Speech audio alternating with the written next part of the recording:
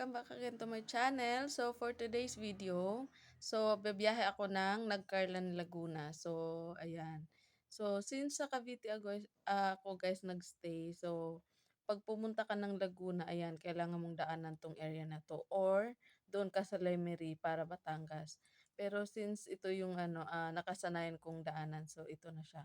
So, ayan yung way, dadaan tayo ng guys, ng Taal. So, makikita natin yung view ng Taal Volcano. So, ayan. Ayan, kung napapansin nyo, sobrang makurba. So, nakakatakot.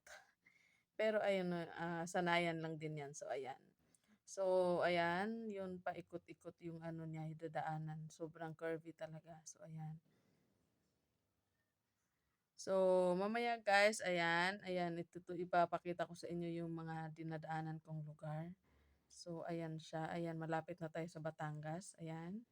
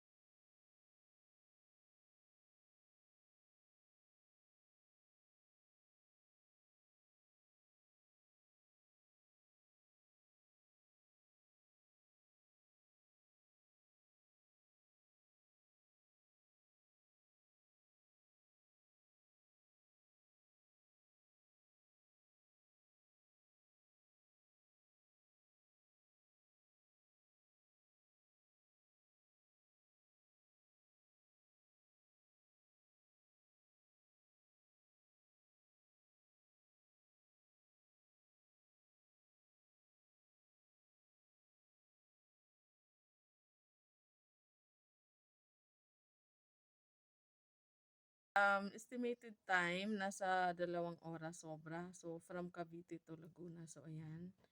So, ayan, ilang minuto pa lang tayo. So, ayan, nakapasok na tayo guys ng Batangas. So, ayan yung mga nadadaan ng lugar. Ayun. So, ayan, medyo malayo-layo pa yung tatahakin natin guys. So, ayan.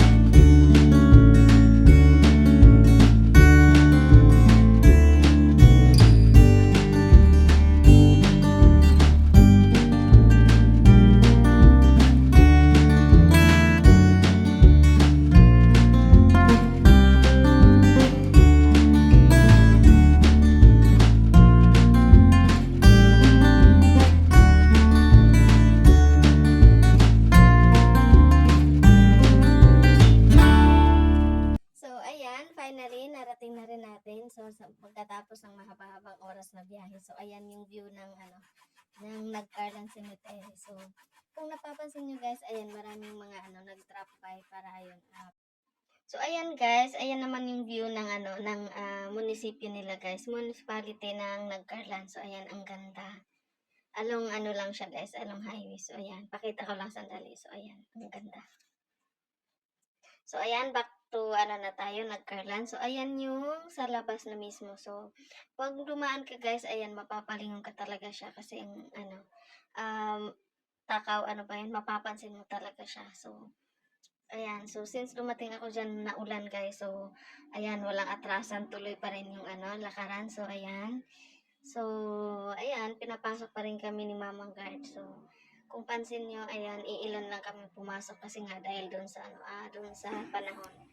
Tapos ayan guys, hindi ko alam na bawal palang kunan yan. So, ayan. So, nakuhanan ko sandali yung yung mismo sa ilalim mismo ng mga puntod. So, ayan. So, ayan yung sa mga labas. So, ayan yun. Yan, puro mga yan guys. Puro yan mga nicho na yan. Yung palibot na yan. So, ayan, yung kabuuang area ng ng cemetery. So, ayan yung office nila. Tapos, ayan. So, ayan. Ang ganda. Isa siya sa guys sa mga parang need nating puntahan. So, ayan yung view pag nasa labas ka na. So, ayan. Ayan, pauwi na ako. Ayan, napadaan ako dito sa sa may Tagaytay. So, ayan. So, ayan. Thank you for watching guys.